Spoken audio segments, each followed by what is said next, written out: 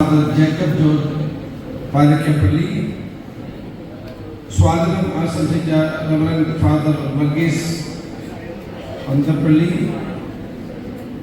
പ്രിയങ്കരനായ Aluva MLA Shri Anwar Sadath, doctor CJ Joseph, Angamaly municipal chairperson Mrs Reetha Paul, municipal councillor Biji Reji, Sebastian, professor Sebastian, ഈ വേദിയിലും സദസ്സിലുമുള്ള സഹോദരി സഹോദരന്മാരെ, സുഹൃത്തുക്കളെ, DYSP ശ്രീ ബാബു, മറ്റ് പോലീസ് ഉദ്യോഗസ്ഥന്മാരെ, സുഹൃത്തുക്കളെ, ഇന്ന് വളരെ സന്തോഷത്തോടു കൂടിയാണ് അങ്കമാലി ലിറ്റിൽ ഫ്ലവർ ഹോസ്പിറ്റലിൽ വീണ്ടും ഒരിക്കൽ കൂടി ഞാൻ വരുന്നത്. ഞാനിവിടെ ആദ്യമായി വരുന്നത് 1970-കളിലാണ്.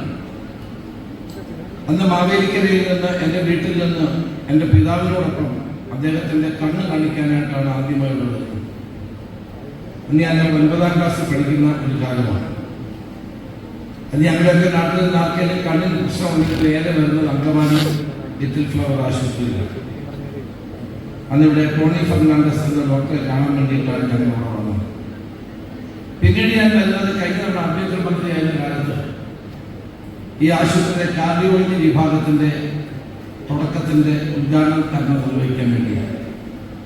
ഇന്ന് മൂന്നാമതും ഇവിടെ വരാൻ കഴിഞ്ഞത് ഒരു ദൈവനിയോഗമായി ഞാൻ കണക്കാക്കുന്നു. എല്ലാവിധ ആശംസകളും ഈ ആശുപത്രിക്ക് ഞാൻ നേരുകയാണ്.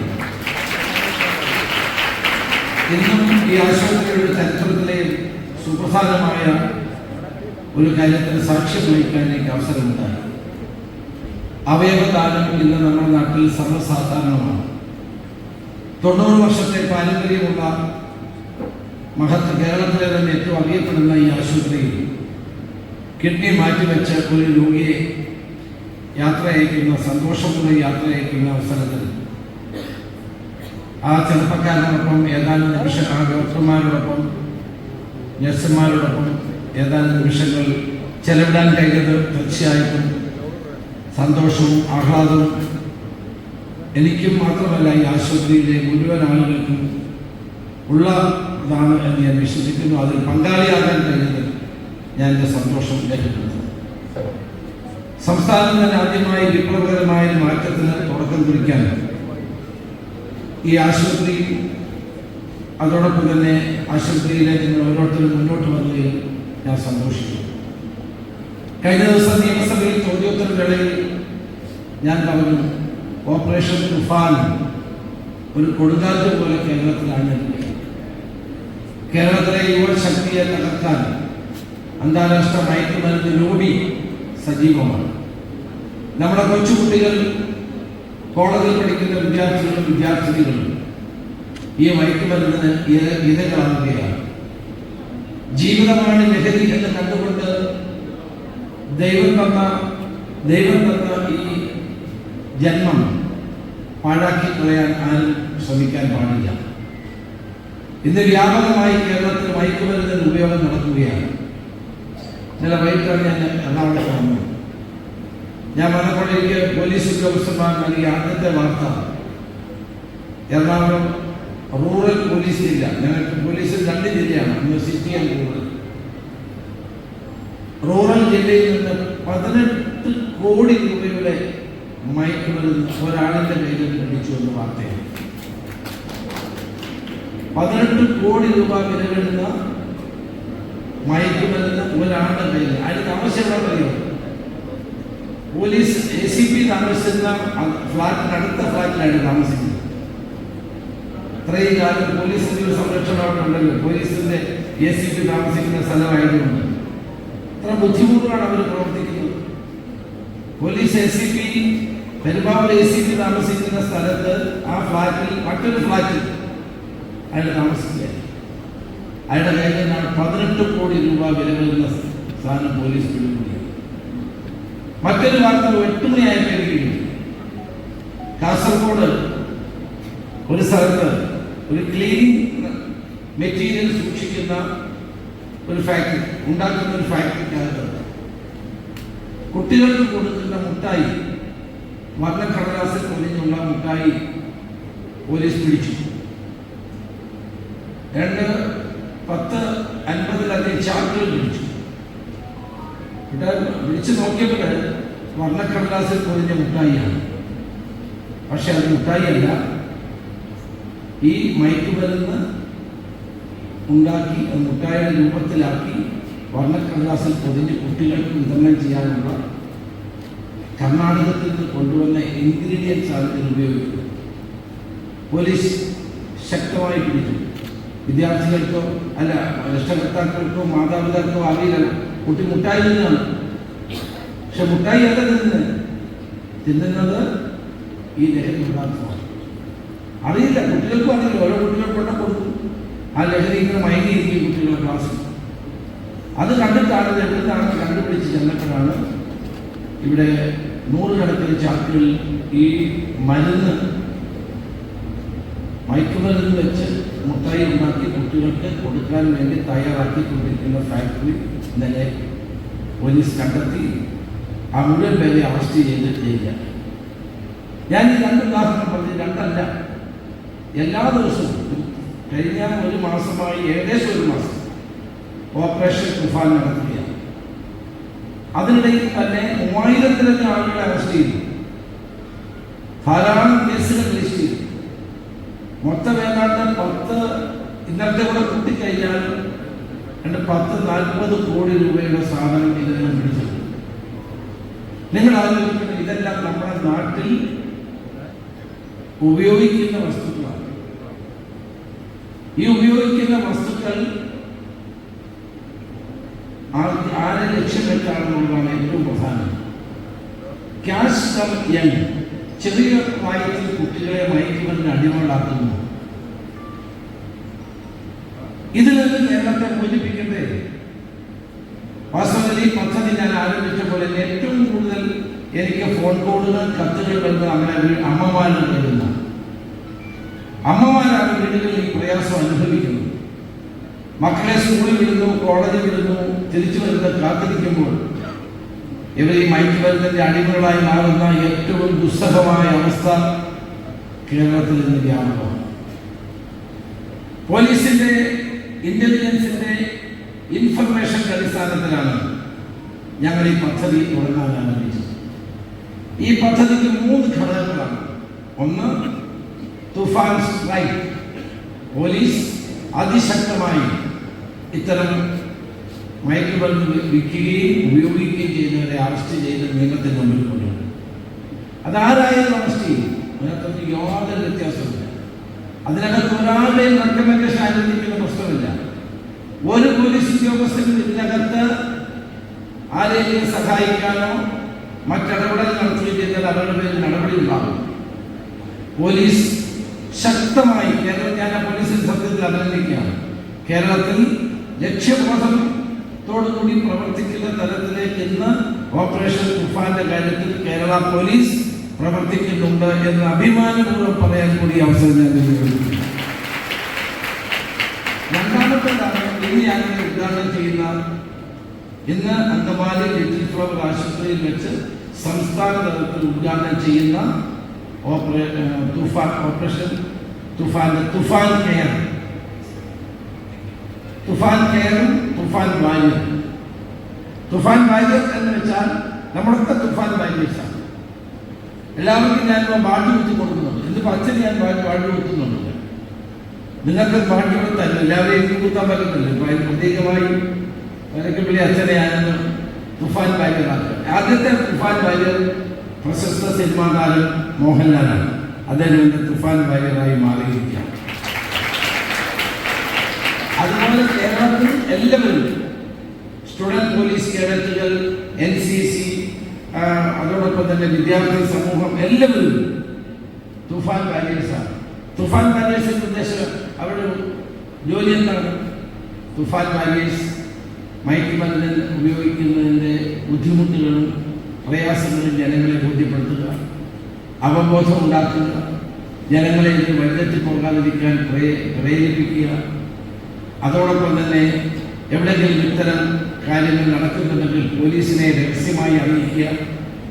നിങ്ങൾ ആരെങ്കിലും അറിയിച്ചാൽ ഒരിക്കലും നിങ്ങളുടെ പേര് വെളിപ്പെടുത്തത്തില്ല. അതാണ് തുഫാൻ വാരിയേഴ്സ്. മൂന്നാമത്തേതാണ് തുഫാൻ കെയർ. അതാണ് ഇവിടെ ആരംഭിക്കുന്നത്.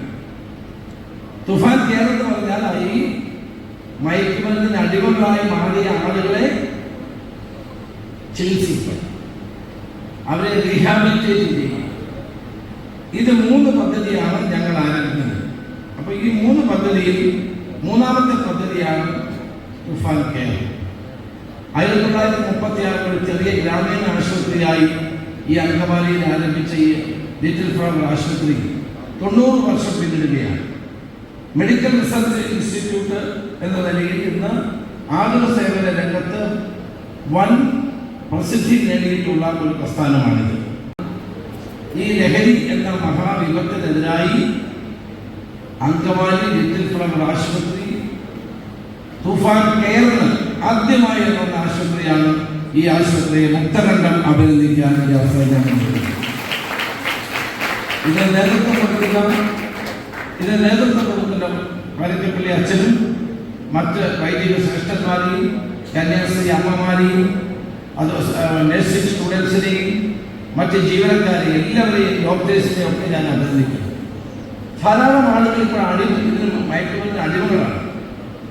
അവരെ ചികിത്സിപ്പിക്കണം, അവരെ ബോധവൽക്കരിക്കണം, അവരെ ജീവിതത്തിലേക്ക് തിരികെ കൊണ്ടുവരണം. എന്നോട് താഴ്ത്തുകാരനോട് പറഞ്ഞു, ഞങ്ങൾക്ക് 10-12 തൃശ്ശൂർ അതിരൂപതയിൽ 10-12 ഡി അഡിക്ഷൻ സെന്ററുകളുണ്ട്, അത് നിങ്ങൾ ഉപയോഗിക്കാൻ പറ്റും. എന്നോട് മർത്തോമ സഭയുടെ നേതൃത്വത്തിൽ 9 ഡി അഡിക്ഷൻ സെന്ററുകളുണ്ട്, അത് ഉപയോഗിക്കാൻ പറ്റും.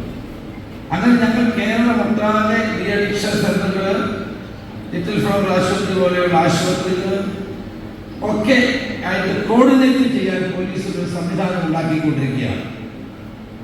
ഇതുമായി ബന്ധപ്പെട്ടത് രോഗമാണ്, കുറച്ച് കഴിഞ്ഞാൽ രോഗമായി മാറും. ആദ്യം ഒരു ആസക്തിയോടുകൂടി അല്ലെങ്കിൽ ലഹരിക്ക് വേണ്ടി ഇത് ഉപയോഗിച്ചു കഴിഞ്ഞാൽ പിന്നീട് അത് ഒരു രോഗമായി മാറും. ആ രോഗത്തിൽ നിന്ന് ആളുകളെ മോചിപ്പിക്കണമെങ്കിൽ ട്രീറ്റ്മെന്റ് ആവശ്യമാണ്. ആ ട്രീറ്റ്മെന്റിന് നമുക്ക് ഒരുമിച്ച് പ്രവർത്തിക്കണം. നമ്മുടെ കുട്ടികളെ ആ വിപത്തിൽ നിന്ന് രക്ഷിക്കാൻ നമ്മുടെ സമൂഹം ഒറ്റക്കെട്ടായി മുന്നോട്ട് വരേണ്ട ഒരു സമയമാണ്. അപ്പൊ ഓപ്പറേഷൻ തുഫാൻ നർക്കോ ഫണ്ടിന്റെ 2ാമത്തെ ഘട്ടത്തിലേക്ക് ഇന്ന് നമ്മൾ കടക്കുകയാണ്. അത് പോലീസിന്റെ നടപടി ഒരു ഭാഗത്ത് നടക്കട്ടെ. അതിൽ നിന്ന് കിട്ടുന്ന ആളുകൾ അറസ്റ്റ് ചെയ്യുന്നവരെ ചികിത്സിപ്പിക്കേണ്ടതായിട്ടുണ്ട്. കാരണം അവരിത് ഉപയോഗിക്കാം. അപ്പൊ തുഫാൻ കെയറിലേക്ക് നമ്മൾ മാറിക്കൊണ്ടിരിക്കുകയാണ്. അപ്പോൾ തുഫാൻ കെയർ ജയിക്കണമെങ്കിൽ ആശുപത്രികളുടെ സഹകരണം വേണം. പല പ്രൈവറ്റ് ആശുപത്രികളുടെയും പല സഭകളുടെയും സഹായം തേടി ഞങ്ങൾ മുന്നോട്ട് പോവുകയാണ്. നമുക്കറിയാം, തുഫാൻ കെയർ പ്ലസ് പദ്ധതിയുടെ ഭാഗമായി ഇനി പറയുന്ന കാര്യങ്ങൾ 2 തലങ്ങളിൽ കൃത്യമായി നിർവഹിക്കുന്നതായിരുന്നു. ഒന്ന്, MDMA പോലുള്ള മാരകമായ സിന്തറ്റിക് ലഹരി മരുന്നുകളിൽ അടിമപ്പെടുന്നവർക്കായി പ്രത്യേക മെഡിക്കൽ ഡി അഡിക്ഷൻ ഐസൊലേഷൻ വാർഡുകൾ സ്ഥാപിച്ച് ശാസ്ത്രീയമായ ചികിത്സ ഉറപ്പാക്കണം. 2, കേരള പോലീസ് തങ്ങളുടെ ഡിജിറ്റൽ പ്ലാറ്റ്ഫോമിൽ ഒരുക്കുന്ന ഓൺലൈൻ ടോക്ക് റൂം ഈ ആശുപത്രിയിലെ ക്ലിനിക്കൽ സൈക്കോളജിസ്റ്റുകളെയും സൈക്യാട്രിസ്റ്റുകളെയും വിന്യസിക്കും. ഞങ്ങളൊരു പോലീസ് ഒരു ഡിജിറ്റൽ പ്ലാറ്റ്ഫോം ഒരുക്കുന്നുണ്ട്, ഓൺലൈൻ ടോക്ക് റൂം. അപ്പൊ അതിൽ ജോർജ് സി ജോസഫിനെ പോലെയുള്ള ഡോക്ടർ CJ ജോസഫിനെ പോലെയുള്ള പ്രഗത്ഭമതികളായ ഡോക്ടർമാരെ ഞങ്ങൾ കൂടി അവരുടെ സഹായം ലഭ്യമാക്കി തരണം. കാരണം ഈ ടോക്ക് റൂമുകളിൽ നമുക്ക് കേരളം മുഴുവനുള്ള ആളുകളുമായിട്ട് സംവദിക്കാനും സംസാരിക്കാനും അവസരമുണ്ടാകും. 3, ലഹരി മരുന്നിന്റെ അമിതമായ ഉപയോഗം മൂലം ഉണ്ടാകുന്ന അടിയന്തര സാഹചര്യങ്ങൾ കൈകാര്യം ചെയ്യാൻ ട്രോമ കെയർ വിഭാഗത്തിൽ പ്രത്യേക ഫാസ്റ്റ് ട്രാക്ക് പ്രോട്ടോകോൾ രൂപീകരിക്കും. അതാണ് ഓരോ ആശുപത്രിയോടും നമ്മൾ ആവശ്യപ്പെട്ട ആദ്യമായി ഇവിടെ വെച്ച് പറയുകയാണ്. ലഹരി മരുന്നിന്റെ അമിതമായ ഉപയോഗം മൂലം ഉണ്ടാകുന്ന അടിയന്തര സാഹചര്യങ്ങൾ കൈകാര്യം ചെയ്യാൻ ട്രോമ കെയർ വിഭാഗത്തിൽ പ്രത്യേക ഫാസ്റ്റ് ട്രാക്ക് പ്രോട്ടോകോൾ രൂപീകരിക്കും. 4, കുട്ടികളുടെ ലഹരി ഉപയോഗത്തിന്റെ പ്രാരംഭ ലക്ഷണങ്ങൾ തിരിച്ചറിയാൻ സഹായിക്കുന്ന ഒരു medical check list digital platform വഴി മാതാപിതാക്കൾക്കായി ലഭ്യമാക്കുക എന്ന ഉത്തരവാദിത്വം കൂടിയായിരുന്നു. ഈ 4 കാര്യമാണ് ഞങ്ങൾ ഈ ആശുപത്രിയിൽ നിന്നും കേരളത്തിലെ വിവിധ ആശുപത്രികളിൽ നിന്നും ഞങ്ങൾ പ്രതീക്ഷിക്കുന്നു. അപ്പോൾ CJ ജോസഫിനെ പോലുള്ള പ്രഗത്ഭമതികളായ ഡോക്ടർമാർ ഇതിന് ഞങ്ങളെ സഹായിക്കണം എന്ന് ഞാൻ അഭ്യർത്ഥിക്കുന്നു. എന്നാൽ മാത്രമേ കേരളത്തിലെ ജനങ്ങളെ ഇത് പിടിച്ചതുകൊണ്ട് മാത്രമായില്ലല്ലോ. പോലീസ് അവരുടെ ഡ്യൂട്ടി ചെയ്യും. ഇത് പിടിക്കും, അവരെ ജയിലിലാക്കും, അവരെ കോടതിയിൽ കൊണ്ടുപോകും, കോടതിയിൽ നടപടി ഉണ്ടാവും, ഈ പിടിച്ച സാധനങ്ങൾ നശിപ്പിക്കും, ഇതൊക്കെ പോലീസ് ചെയ്യും. പക്ഷെ അടുത്ത സ്റ്റേജാണ് ഏറ്റവും പ്രധാനം, കെയർ, തുഫാൻ കെയർ. അതിന് ആശുപത്രിയുടെ സഹായം വേണം. അത് തയ്യാറായി മുന്നോട്ട് വന്ന ലിറ്റിൽ ഫ്ലവർ ആശുപത്രിയെയും ബഹുമാനായ കലക്കപ്പള്ളി അച്ഛനെയും മറ്റ് ബന്ധപ്പെട്ട എല്ലാവരോടും ഞാൻ കേരളത്തിൻ്റെ ആഭ്യന്തര വകുപ്പിന് വേണ്ടി, കേരള സർക്കാരിന് വേണ്ടി പ്രത്യേകം നന്ദി രേഖപ്പെടുത്താൻ ഈ അവസരം വിനിയോഗിക്കുകയാണ്. നിങ്ങൾക്ക് എല്ലാവരുടെയും സഹായം ഉണ്ടാകണം. ഞാൻ ദീർഘമായി സംസാരിക്കുന്നില്ല. ഇന്ന് ഇതൊരു ദൗത്യമാണ്, ഇതൊരു മഹാദൗത്യമാണ്. കേരളത്തിലെ ചെറുപ്പക്കാരെ രക്ഷിക്കാനുള്ള ഒരു മഹാദൗത്യമാണ്. ആ ദൗത്യം നിങ്ങൾ ഓരോരുത്തരും ഏറ്റെടുക്കണമെന്ന് മാത്രം ഞാൻ അഭ്യർത്ഥിക്കുന്നു. ലിറ്റിൽ ഫ്ലവർ ആശുപത്രിയിലെ എല്ലാ ജീവനക്കാരെയും ഞാൻ തുഫാൻ വാരിയേഴ്സായി ഇവിടെ ഔദ്യോഗികമായി പ്രഖ്യാപിക്കുന്നതായി അറിയിക്കുന്നു. എല്ലാവരുടെയും അച്ഛനെ ഞാനിപ്പോൾ ഈ തുഫാൻ ബാഡ്ജ് ഞാനിപ്പോൾ അച്ഛന് ഞാൻ